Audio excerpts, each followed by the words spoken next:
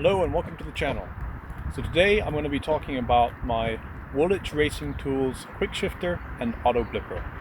We're going to discuss some of the things I like about it, some of the issues I might have with it, and whether or not it's worth it, whether or not you should get this for your bike. So let's get started. So let's start with what the unit actually looks like. So this is the unit right here. It has a small wire that runs up into the cabling harness, connects to your standard rear sets. There's no issues there whatsoever, and overall it looks very slim, looks very nice. It's quite non-intrusive, no real kind of visual issues, and yeah, you wouldn't really even know that it was there except for that little kind of black logo that runs up right there, which is quite nice. It says Woolwich Racing on it. So yeah, so that's what it looks like. Now, in terms of how it performs, does it quick shift up and down? Yes, it does. There are some caveats though that are worth noting. The way that this quick shifter has been set up on my particular bike, it will only upshift after your RPM is over 3000, and it will only downshift, it will only auto blip if your RPM is above 4000. Now, for upshifting, that's totally fine. When you're in traffic, you're dawdling along, it upshifts no problem, and you're normally right over the 3000k RPM. So there's no real issue in terms of on the street riding with upshifting. Smooth, everything goes nicely. Now, for downshifting though, you'd be surprised on this bike how fast you're going to be going if you're in third gear at 4000 RPM. You normally are just below the 4K mark when you want to downshift in general stop and go traffic. So you can't. And that means that for street riding, the way this particular unit has been set up, it's not particularly conducive to street riding. So I would recommend that if you are going to get this quick shifter, have a look and see if you can actually have it blip down at a lower RPM. And if you can, then I think it'll be fine. If you can drop it down to 3K, I think that'll be perfectly fine. If you can't go below 4000 RPM, it's really only useful if you are being quite aggressive driving in the twisties or on track. Otherwise, standard street riding, you don't really get the benefit of the auto blipper. The quick shifter up, it's great. It's really useful, even in slower traffic, no problem whatsoever. But I find that for most street riding that I'm doing in traffic, I end up having to auto blip myself with the throttle. So yeah, just something to consider.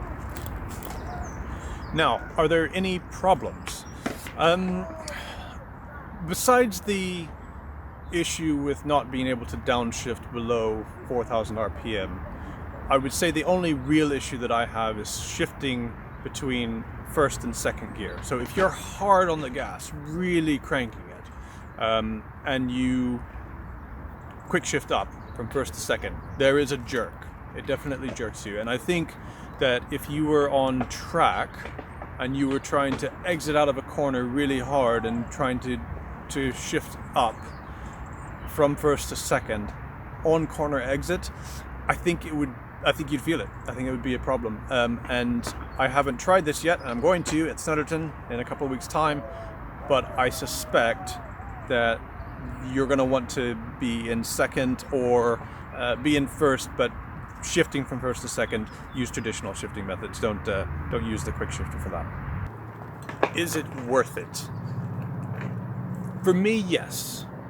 I'm going on track, I'm riding twisties, I'm doing things that are more aggressive generally, and for me, the extra price of having the auto blipper as well as the upshifter, as well as the rest of the Woolwich Racing tools, which we can talk about in another video, such as the launch control, and the tune for the engine that means that it runs correctly in terms of the fuel to air mixture, and the extra power down to the wheel that you get because of that.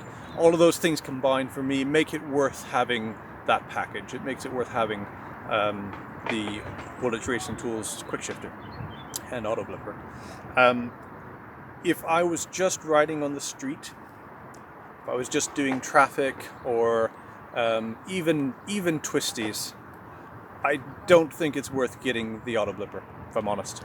I think you should go for the standard OEM Yamaha QuickShifter. It plugs in, you don't have to get a mechanic to do it, you don't have to do a tune, you don't have to break into your ECU and flash all of that stuff and everything. So if you're just wanting to ride out on the street, get the OEM Yamaha QuickShifter.